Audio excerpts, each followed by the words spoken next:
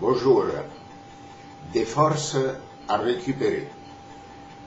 Nous nous réjouissons souvent aujourd'hui du fait que les personnes âgées vivent dans de meilleures conditions de vie que les générations qui les ont précédées.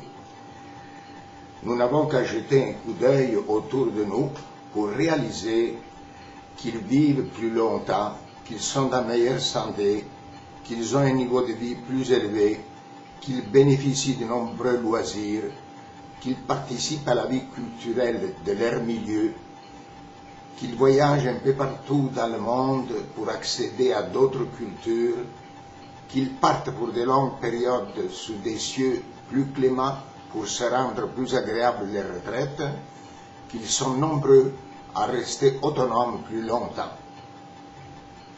Et pourtant, nos personnes âgées sont encore trop absentes de la société qu'ils ont construite.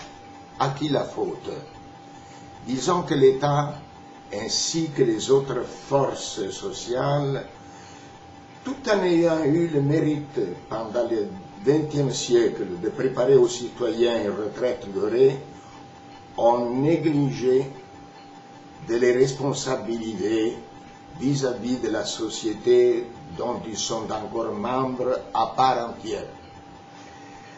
Ce même État a tout fait pour créer un monde à part pour les personnes âgées, de sorte que ces dernières se sentent comme exclues de la société active. L'État, en déresponsabilisant les familles de la prise en charge des personnes âgées, a poussé ces dernières à vivre seules ou à se réfugier dans des centres pour personnes autonomes.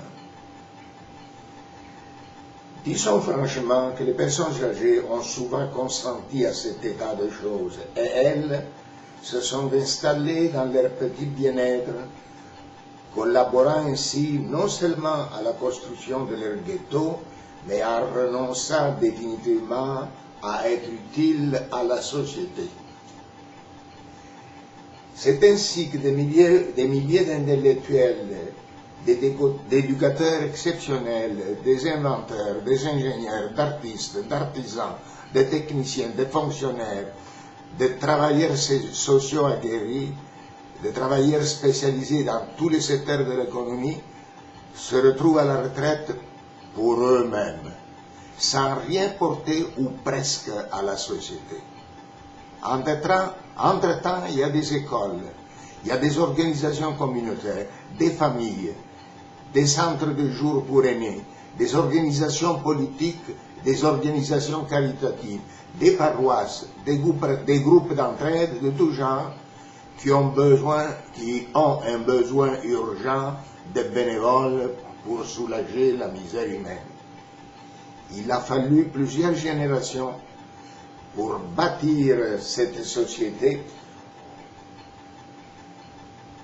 où les personnes âgées sont repliées sur elles-mêmes.